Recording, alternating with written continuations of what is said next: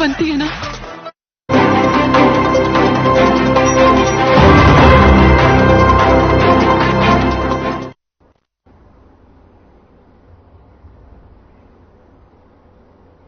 नमस्कार, हमारा उत्तर प्रदेश देख रहे हैं आप और बुलेटिन की शुरुआत करते हैं। मैनपुरी को सीएम योगी आदित्यनाथ ने 361 करोड़ से ज्यादा की और साथ ही 379 विकास परियोजनाओं की सौगात दी है। कार्यक्रम को सीएम योगी ने संबोधित भी किया है। क्या कुछ कहा है आपको सुनाते हैं। जनपद मैनपुरी और खासतौर पर करहल विधानसभा क्षेत्र से जुड़ी हुई लगभग 450 करोड़ रुपए की परियोजनाओं के आज के इस लोकार्पण और शिलान्यास कार्यक्रम में समारोह में उपस्थित प्रदेश सरकार में मंत्रिमंडल के मेरे सहयोगी पर्यटन और संस्कृति मंत्री श्री जयवीर सिंह जी, प्रदेश सरकार में उच्च शिक्षा विभाग के मंत्री श्री योगेंद्र उपाध्याय जी, प्रदेश सरकार के ही आईटी एंड इलेक्ट्रॉनिक्स विभाग के राज्य मंत्री श्री अजीत पाल जी, क्षेत्रीय अध्यक्ष भारतीय जनता पार्टी श्री दुर्ग विजय सिंह साक्य जी, प्रदेश उपाध्यक्ष और विधान परिषद सदस्य श्री संतोष सिंह जी, प्रदेश उपाध्यक्ष श्री ब्रज बहादुर जी, माननीय विधायक श्री राम नरेश अग्निहोत्री जी, भारतीय जनता पार्टी के जिला के अध्यक्ष श्री राहुल चतुर्वेदी जी, चेयरमैन पैक्सपैट श्री प्रेम सिंह साक्य जी, जिला पंचायत अध्यक्ष श्रीमती अर्चना गोविंद भदौरिया जी, आज के इस कार्यक्रम में उपस्थित पूर्व सांसद श्री रघुराज सिंह साक्य जी, पूर्व विधायक श्री अशोक चौहान जी, पूर्व विधायक और डीसीबी चेयरमैन श्री नरेंद्र सिंह जी, पूर्व जिला पंचायत अध्यक्ष के प्रतिनिधि श्री अनुजेश प्रताप सिंह जी, आज के इस कार्यक्रम में उपस्थित पूर्व जिलाध्यक्ष श्री अरविंद तोमर जी, शिवदत्त भदौरिया जी, प्रदीप सिंह चौहान जी, चेयरमैन गिरोर यतेंद्र जैन जी, चेयरमैन बरनाल शशि गोविंद योगेंद्र गुप्ता जी,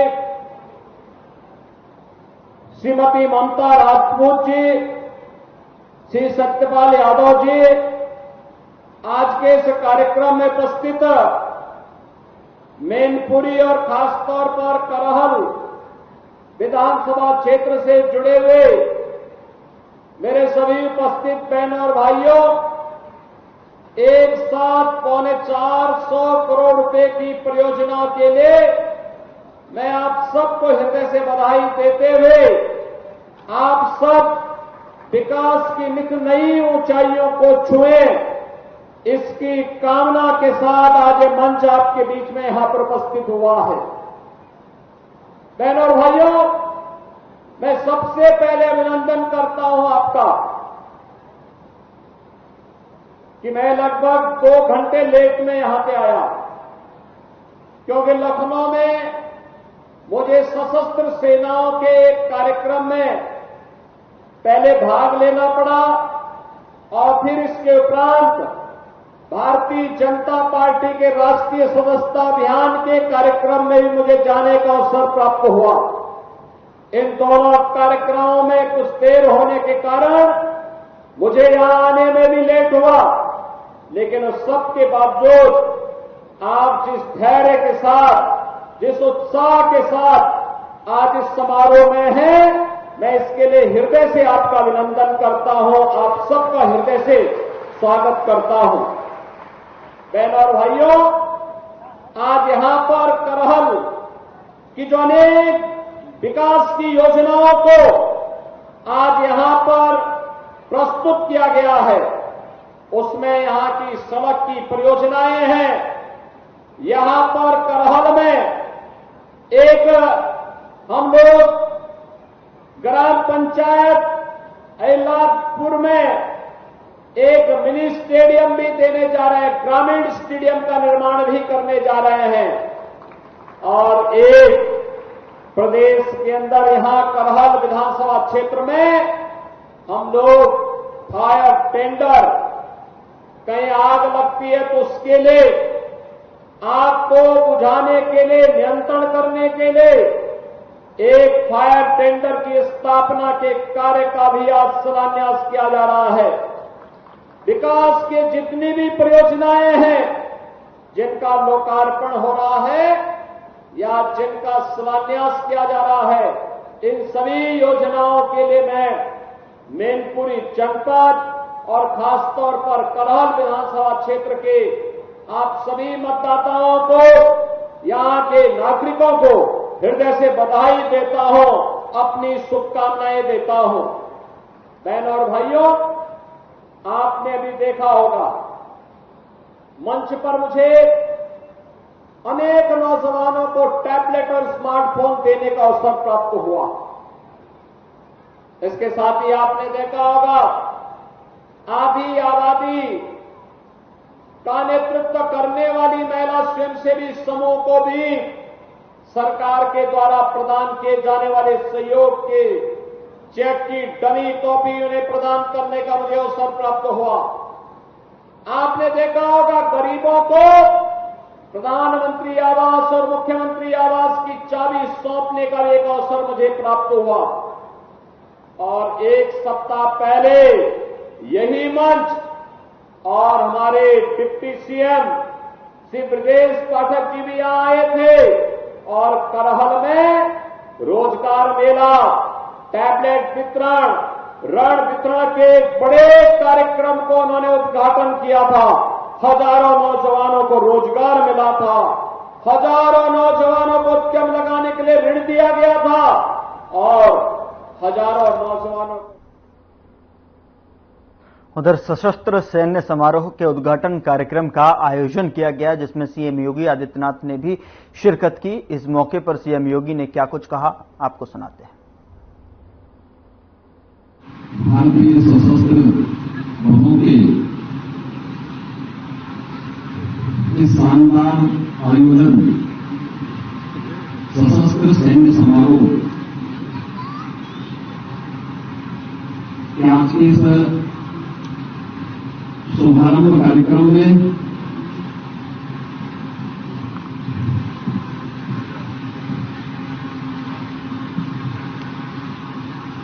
इस पूरे समारोह आयोजन जिनके मार्गदर्शन में हो रहा है, हमारे आर्मी कमांडर लेफ्टिनेंट जनरल सैनिक सेन गुप्ता जी, लेफ्टिनेंट जनरल मुकेश चड्ढा जी, मेजर जनरल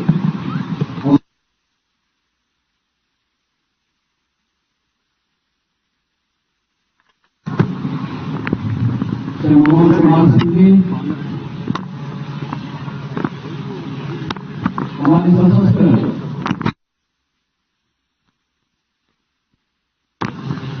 वरिष्ठ अधिकारीगण,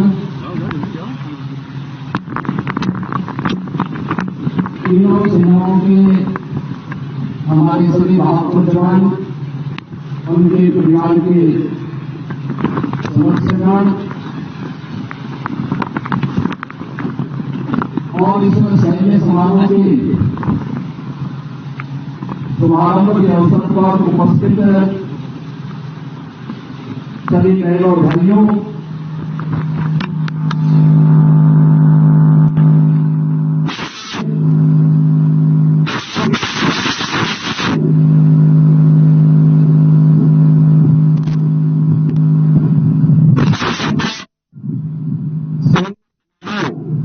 इस शुभारंभ के अवसर पर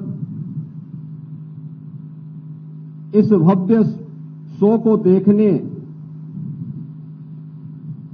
और सशक्त एवं आत्मनिर्भर हो रही भारतीय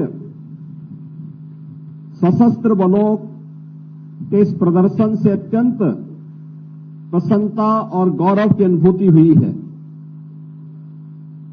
मैं सबसे पहले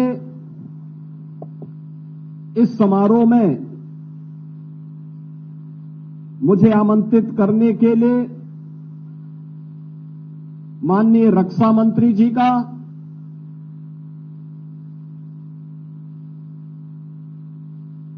लेफ्टिनेंट जनरल अनित्य सेन गुप्ता जी का और उनकी पूरी टीम का हृदय से आभार व्यक्त करते हुए प्रदेश की राजधानी में इस समारोह को आयोजित करने के लिए हृदय से धन्यवाद देता हूं और इस समारोह के भव्य शुभारंभ के अवसर पर भी अपनी बधाई और शुभकामनाएं देता हूं। हम सब जानते हैं कि भारत की सेना दुनिया की एक अद्वितीय सेना है, जिसने सदैव अपनी ताकत, अपने अनुशासन और तकनीकी क्षमता का लोहा न केवल दुश्मनों को मनवाया है, अपितु देश के अंदर भी सम और विषम दोनों स्थितियों में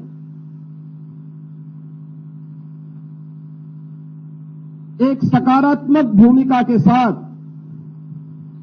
कार्य करते हुए अपना उत्कृष्टतम प्रदर्शन और सहयोग सदैव दिया है। यह भव्य समारोह आदरणीय प्रधानमंत्री जी के एकीकृत कमांड, जिसमें थल, नभ और जल तीनों प्रकार की सेनाओं के एकीकृत समन्वय से कैसे हम आसानी से दुश्मन को परास्त कर सकते हैं, उस पर विजय प्राप्त कर सकते हैं, उसकी एक झांकी भी हम सबके सामने प्रस्तुत करता है। मैंने इस समारोह में नई पीढ़ी के उन्नत सैन्य उपकरणों का हम लोगों ने प्रदर्शन देखा है। हमारी सुदृढ़ होती हुई रक्षा शक्ति को भी हम लोगों ने अपनी आंखों के सामने प्रदर्शित होते हुए देखा है। पैरा कमांडो का शौर्य, पूर्ण कार्रवाई, सेना के प्रशिक्षित श्वान दस्ते का अद्वितीय प्रदर्शन और घुड़सवार दल का भी उत्कृष्ट ट्रेनिंग हम लोगों ने जहां यहां देखा है, वहीं आधुनिकता, कॉम्बैट ड्रोन और स्वार्म ड्रोन की ताकत, यह आज हमारी सेना को दुनिया की एक पेशेवर दक्षता का प्रतीक बनाती है। इस कार्यक्रम में तीनों सेनाओं द्वारा ज्वाइंटमैनशिप और इंटीग्रेशन के माध्यम से जो बेहतरीन तालमेल का समन्वय प्रस्तुत किया गया है, वह हमारी सैन्य बलों की बढ़ती हुई सैन्य ताकत के साथ ही राष्ट्रीय सुरक्षा ढांचे के प्रति 140 करोड़ भारतवासी को आश्वस्त भी करती है।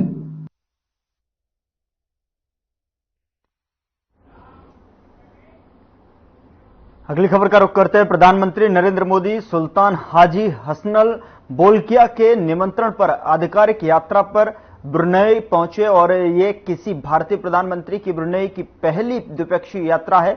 बता दें कि प्रधानमंत्री की ऐतिहासिक यात्रा भारत और ब्रुनेई के बीच राजनयिक संबंधों की स्थापना की 40वीं वर्षगांठ के साथ मेल खाती है।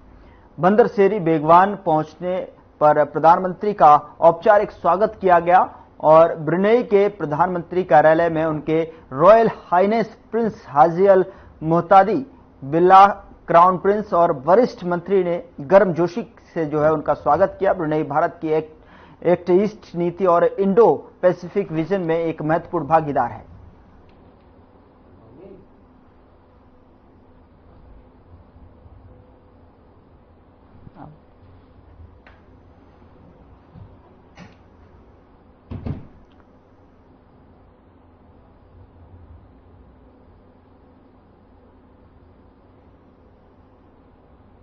उधर भारत के विदेश मंत्रालय के आधिकारिक प्रवक्ता रणधीर जायसवाल ने पीएम मोदी के साथ ही बता दें कि ब्रुनेई दौरे को लेकर अहम जानकारी दी है। उन्होंने क्या कहा है, आपको सुनाते हैं।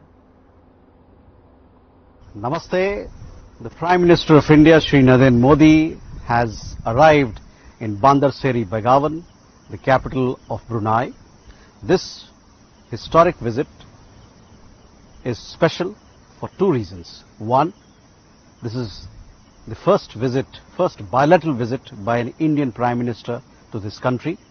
And second, this year happens to be the 40th year of the establishment of diplomatic relations, warm and friendly relations between India and Brunei. At the airport today, Prime Minister was received by the Crown Prince and thereafter accorded ceremonial welcome. When he arrived at the hotel, the vibrant Indian community was there to cheer him, welcome him and greet him. उधर केंद्रीय सूचना और संसदीय कार्य राज्य मंत्री doctor L Murugan ने बता दें कि तमिल शास्त्रीय भाषा के विकास और संवर्धन के संबंध में उपराष्ट्रपति जगदीप धनखड़ से मुलाकात की। मंत्री ने उपराष्ट्रपति से दिल्ली विश्वविद्यालय में तमिल भाषा और साहित्य के लिए एक नया विभाग और अनुसंधान केंद्र बनाने का अनुरोध किया। साथ ही तमिल भाषा और साहित्य पढ़ाने के लिए अन्य कॉलेजों और विभागों में नए पद सृजित करने का भी अनुरोध किया है, ताकि तमिल जैसी प्राचीन और शास्त्रीय भाषा का अध्ययन देश भर के छात्रों में किया जा सके।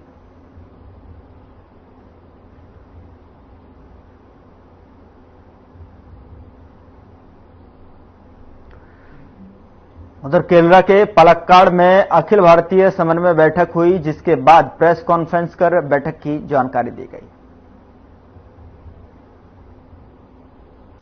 One very important issue was also discussed in the 3-day Baitak was the very unfortunate incident in the Bengal.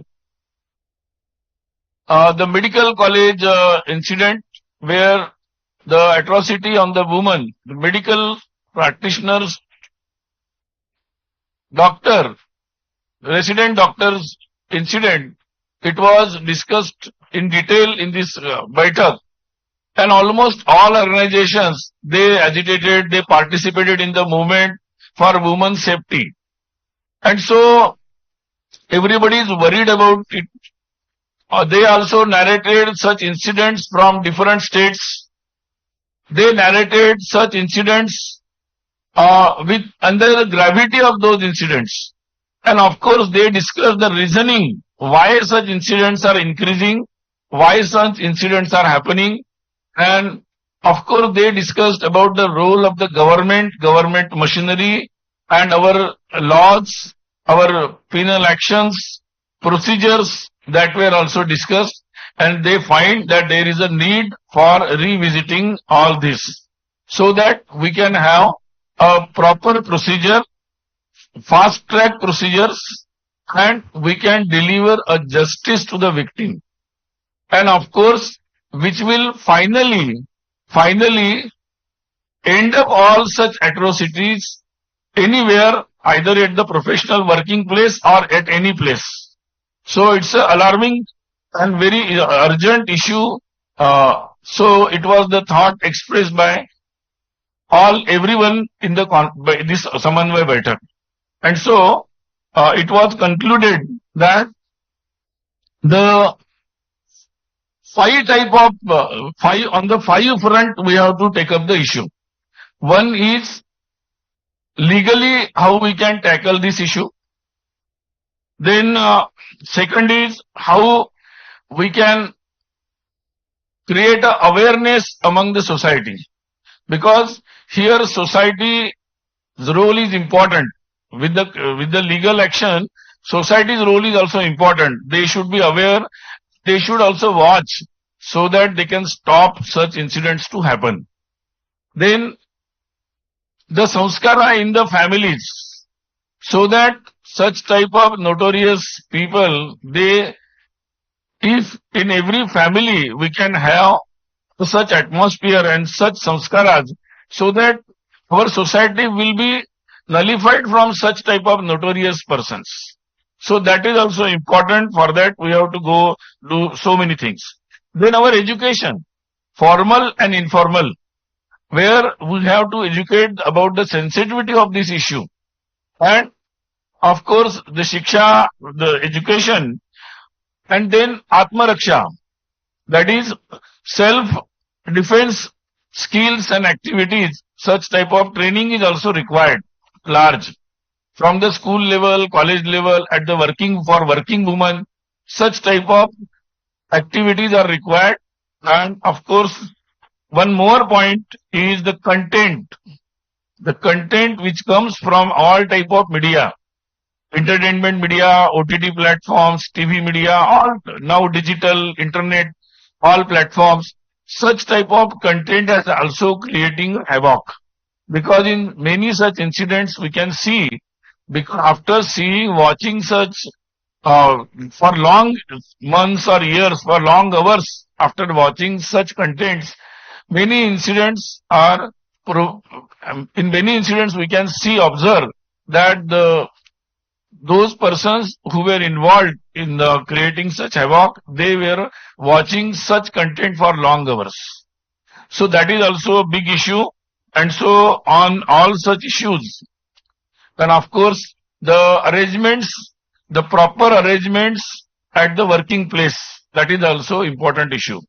So all these issues were discussed, and of course all organizations, because they resolved, they thought that they will take.